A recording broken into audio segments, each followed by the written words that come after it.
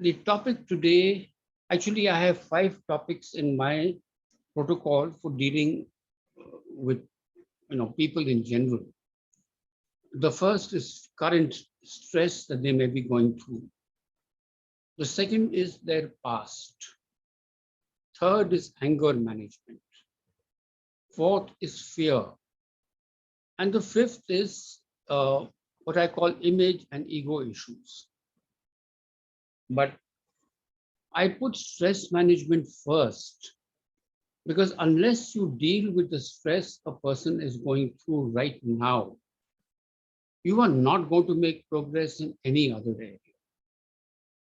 So if nothing else, for the first day, maybe 2 days, I will give remedies like rescue remedy, sweet chestnut, uh, gorse, cherry plum, all of which bring down the stress level. They cut out the agitation the person is feeling. They maybe fear a little bit of it, so we use things like mimulus and rock rose. But overall, rescue remedy is the general remedy for stress management. And unless you know specifically what is causing you the problem, you can use rescue remedy as a kind of safe, comfortable way to bring down stress. I know lots of people who carry it in their handbags or their pockets. So starting, okay, why is this? Because rescue remedy itself contains 5 remedies. The most important being rock rose, which is for any kind of shock or uh, emotional kind of stress. Contains cherry plum, which helps us not to lose control. It will contain, okay, sorry, my little kittens are all over the place. It contains impatience, which deals with just agitation overall. Star of Bethlehem, which deals with emotional trauma, the loss of a loved one, or any other kind of emotional trauma. And it contains clematis, which is a remedy that grounds us. Okay? It's actually surprisingly powerful and useful, especially in cases of severe accidents. It grounds that person and brings them back to earth and helps. I've seen a friend of mine who was, had a tree fall on him.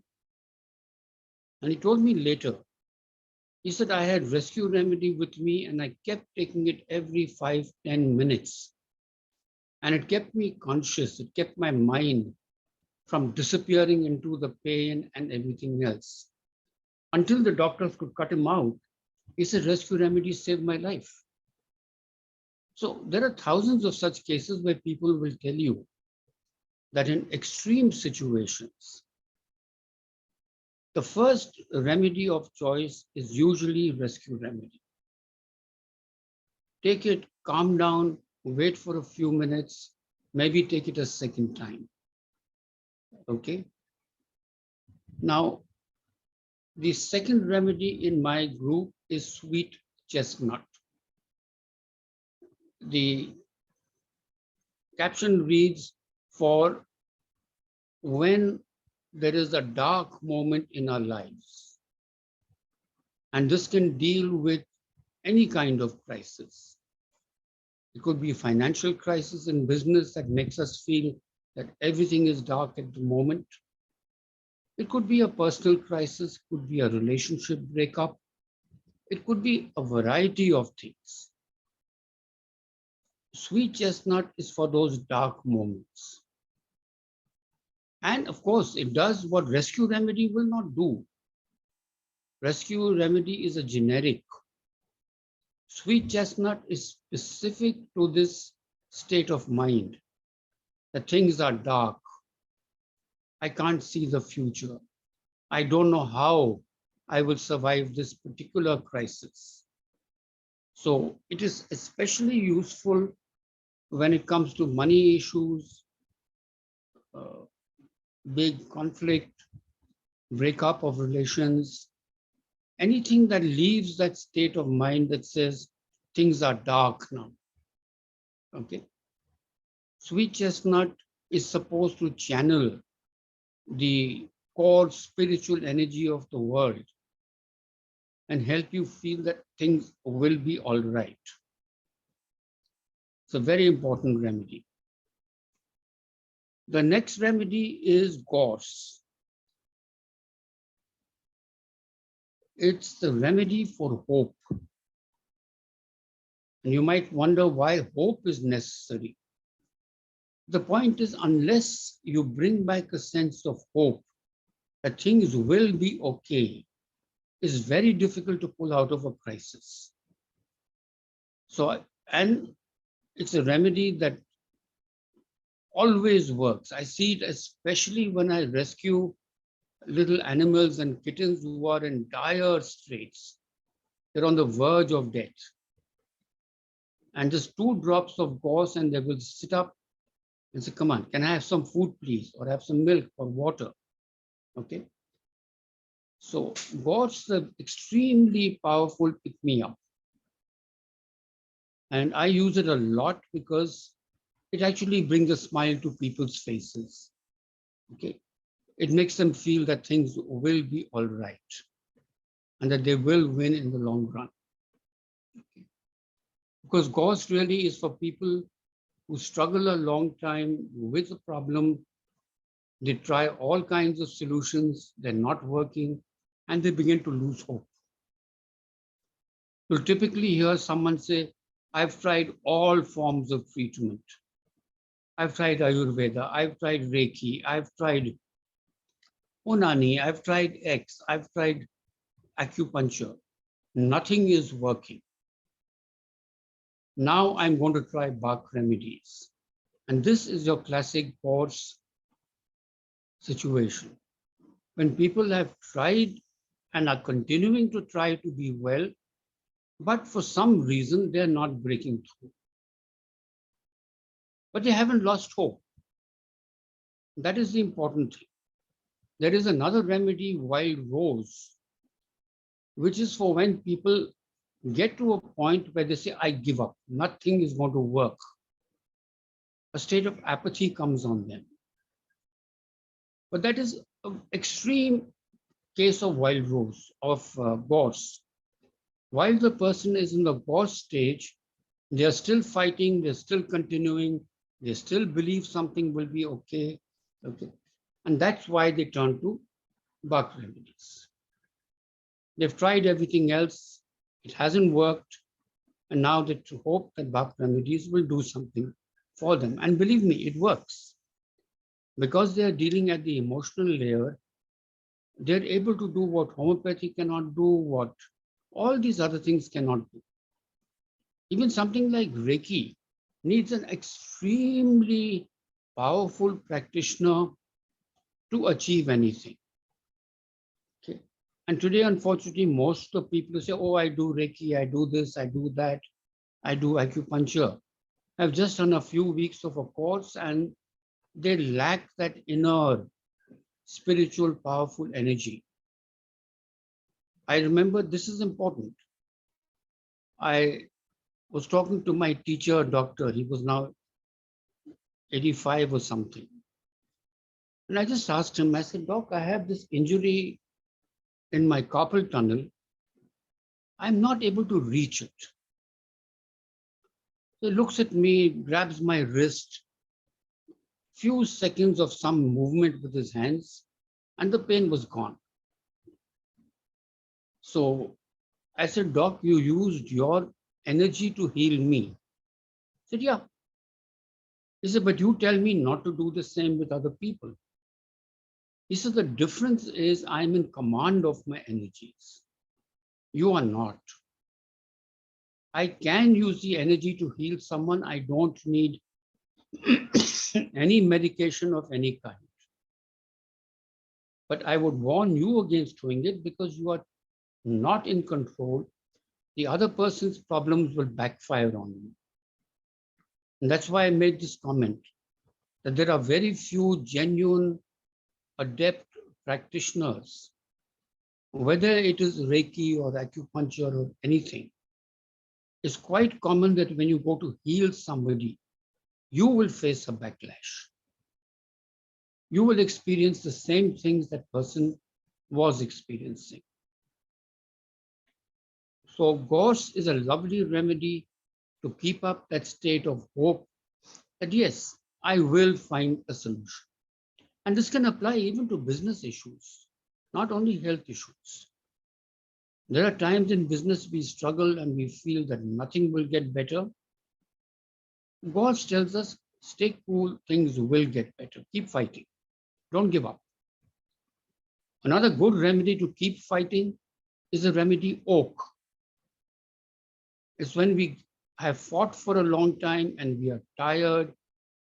We don't want to give up, but we are tired.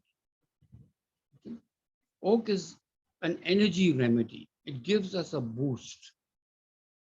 It helps us recharge our batteries and go forward. The other remedy I used in the early days is mustard. Now, mustard is really a remedy for what is called sudden onset of depression. Depression that comes from somewhere, we may not even know the cause of it, but it hits us very hard. The trouble is, a lot of people have a very pejorative attitude towards the word depression. They don't want to acknowledge that they are depressed. But if you look behind any crisis situation, you will find that person's energies are depressed. And so I give mustard very often. I don't give too many remedies at one time. Many practitioners will give you 7 and 8, and I know some people who think I can give you 17 remedies all at one time. Something will work. But frankly, that's not the way to go. Everything in this world is structured. You have to be methodical. And that's why I pick stress as the first layer to deal with.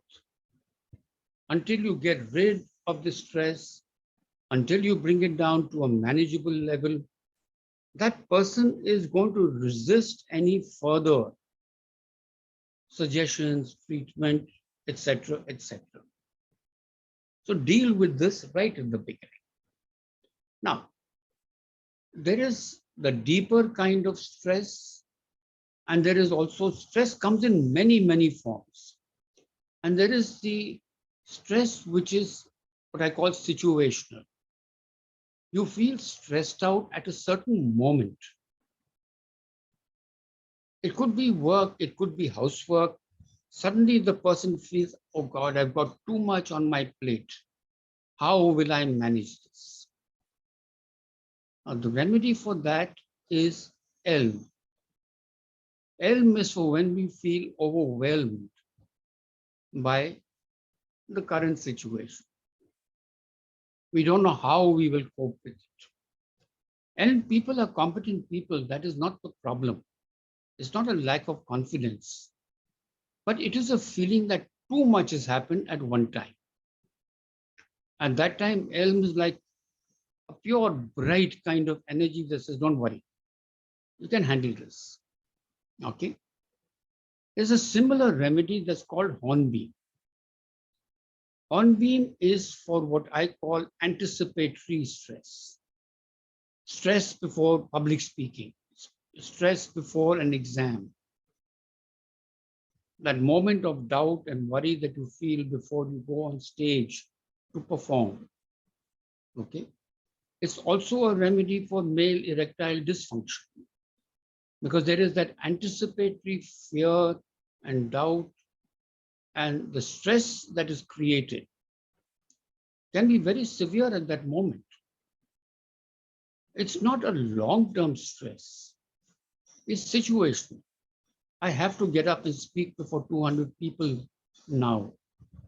And so I'm feeling stressed out. Okay. ELM is, I've got done so much and I've got so much more to do. I don't know how I will complete it. I don't know if I have the energy to do it. On being genuinely doubts for a moment their ability to do it. There is fear, there is a panic. And all people who claim of who do public speaking until they get really experienced have this anticipatory fear. And like I said, this particular stress impacts our sexual performance as well. So it's a very powerful remedy for men who do have anxiety and stress over performance. Okay. I want to share you one very odd incident, share with you. One of my staff was to get married to a lady who had been well traveled, been in America, probably wasn't a virgin. And she told him, she said, before we get married, we have to sleep together. And he said, no. I asked him, I said, why? He said, listen, I don't know how I will perform. If we do this before marriage and my performance is not great, she could call the marriage off. Once we are married, I'm secure. Then I don't mind what happens. Because now we are married, the deed is done. Extreme, extent of insecurity before the sexual act. So as I said, it's very useful for men who face this challenge. Now, a lot of our insecurity or stress has to actually deal with anger. We think we are stressed, but actually we're angry. Or we are stressed and that stress is leading to anger. And the best remedy for this is Holly. It's a great remedy to give anyone when they are in a state of distress. It will usually calm them down. It will cut down the anger. And once you reduce the anger, they are that much more willing to listen to you, okay, and to allow the other remedies to work. Another very important remedy with stress deals with fear. Now, there are 8 types of fear, and I won't go into all of them at the moment. I've discussed these in my book. But the most common remedy is mimulus. It deals with our phobias. It could be stress before catching a flight, fear of flying. It could be stress to deal with, our exams. It could be stress to deal with anything that we feel is a challenge, or maybe an outright phobia. I don't like rats. I don't like snakes. Okay. Mimulus is a very soothing remedy. It reduces that anxiety and fear and stress that fear brings. Fear is very often the cause of stress. Okay. And you need to deal with fear if that exists. And most times that fear exists. Even if the stress is about the ghost type, how will my business function tomorrow? Behind that God state of mind is also mimulus. There is fear, things won't happen right. So fear and stress go hand in hand. And when you're giving remedies, we very often combine the remedies that I'm dealing with stress, but I should also deal with the fear. But as I said, I don't make 6, 7, 10 remedies at one time. So what we do is we make 2 layers. One layer deals with the stress situation. That was the rescue remedy, sweet chestnut, gorse, and maybe mustard. Then 2 hours later, you deal with the fear component of the stress. And that will be mimulus, rock rose, aspen. There are a bunch of these. Okay. Now, there is one kind of stress which personally I feel is very dysfunctional.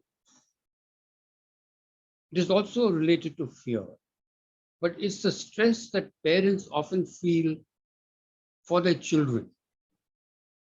Something will go wrong, this will happen, he will fall down, she will get sick, okay?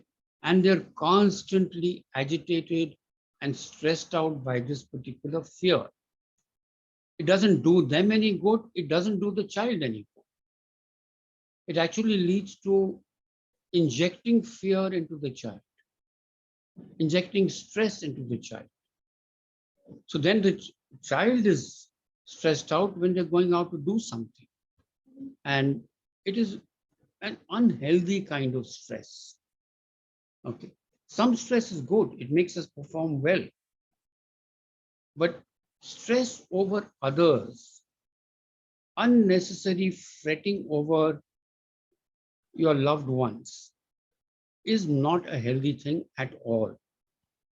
The remedy for that is red chestnut. Red chestnut tells us in simple terms, the same God that made you has also made them. If that power looks after you, it also looks after them. Yes, teach your children to be careful, not to take undue risks. But don't inject in them this fear. You drink water, cold water, you'll get a cough. If you sit under the fan, you'll get a cold. If you do this, this will go wrong. If you do that, something will go wrong. Okay?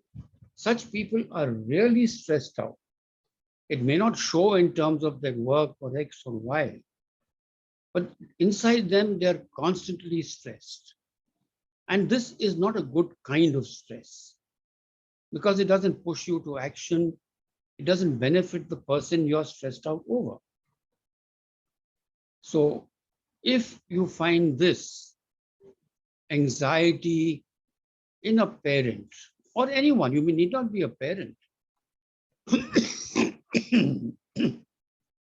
It can even be a child who's very anxious about their parent. Will Papa get well? He's had a heart attack. Okay. A child is constantly stressed by the fear that something will happen to that parent. I said stress takes many, many forms.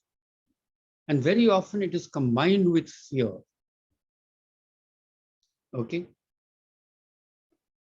There are, as I said, many types of stress. I can't in this half an hour go through all of them. Okay. But what's important is to understand that stress actually makes us inefficient, creates more problems sometimes than is worth.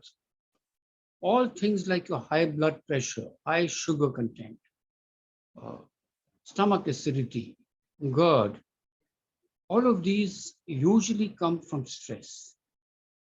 Whenever I talk to people and they say, listen, I have indigestion, I have acidity, I can't digest my food. But then you ask them, what are you afraid of? And I say, what does fear have to do with it?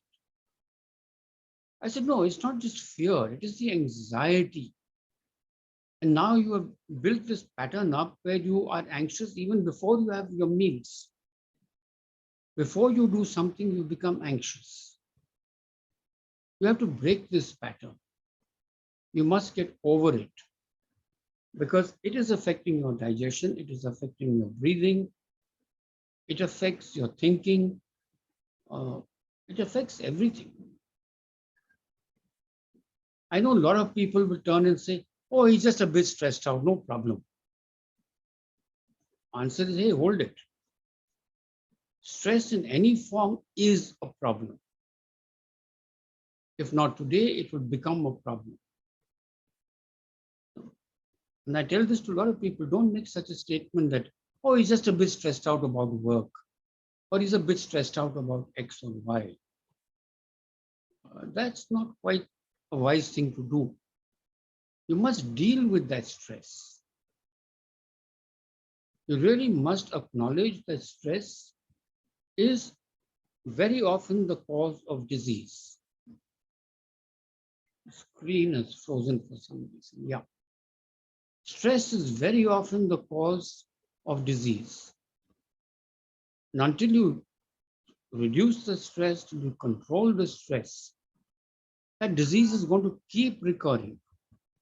Like I said, BP is a very common issue these days, and it always has to do with stress. I've had people tell me, wow, this is magic. My BP's come back to normal. I don't have to take pills anymore. What did you do? I said, I just reduced your stress level.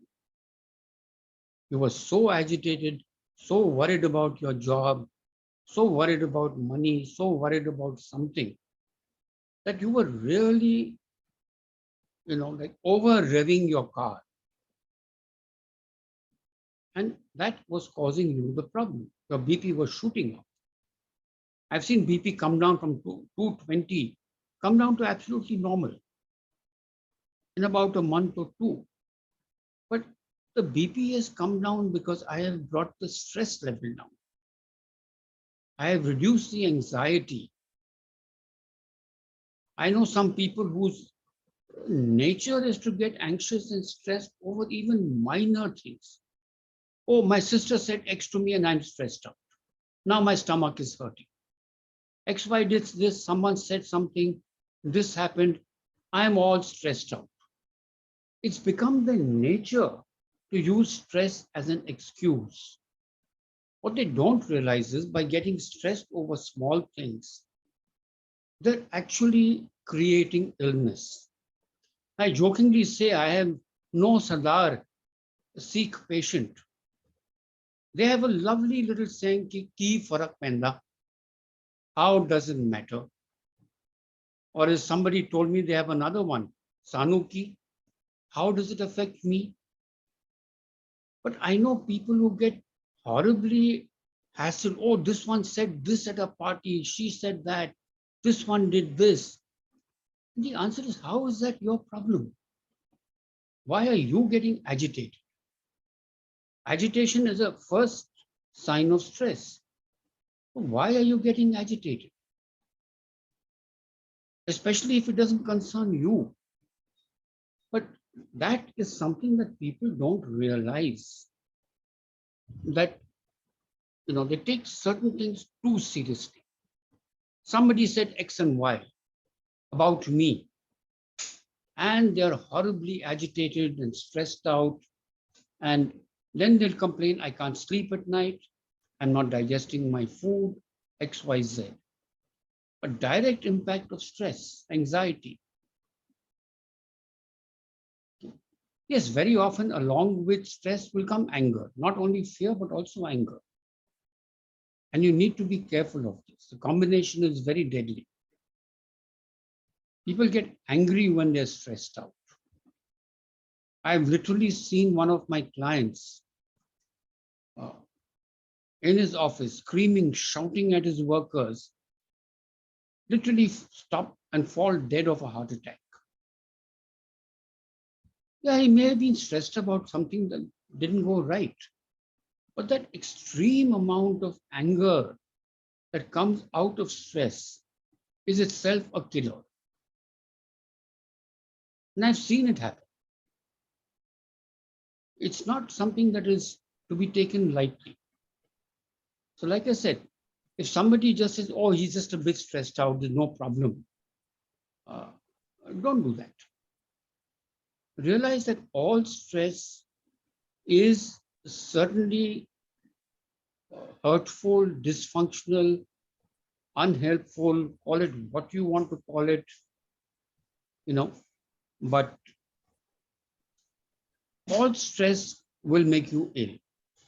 Prolonged stress can cause every single thing from hyperthyroid to diabetes to all kinds of allergies, cause severe pain in the body. Okay. I repeatedly get people say, oh, I get severe pain in my left knee. Why? Have you got injured in your left knee? No. Then why the severe pain? Because that person is stressed out. In this case, they're stressed out about their personal life. I don't have a companion. I'm alone. How will I function? How will I survive? Okay. I repeat, stress can come from almost anything in our lives.